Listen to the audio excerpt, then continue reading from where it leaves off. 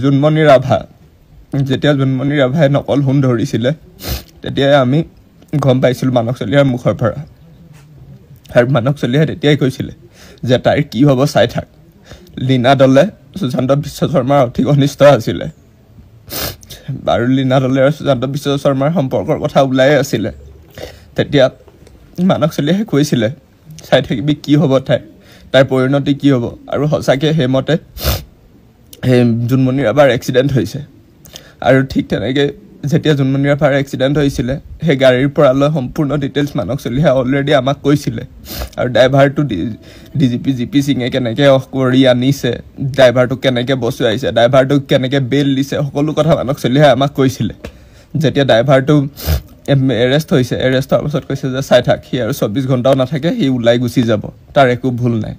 সেই তেনেকৈ কোৱাৰ পাছত জোনমণি ৰাভাক হত্যা কৰিছে কিন্তু এই সম্পূৰ্ণ হত্যাটো প্ৰশাসনে মিলি কৰিছে কাৰণ জোনমণি ৰাভাই নিজৰ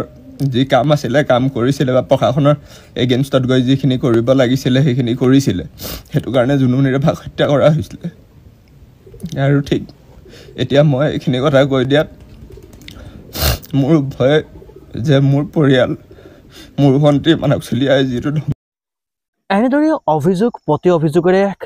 আলফা স্বাধীনৰ শিবিৰৰ পৰা চকুৰ টুকি পুনৰ এটা অডিঅ' ৰেকৰ্ডিং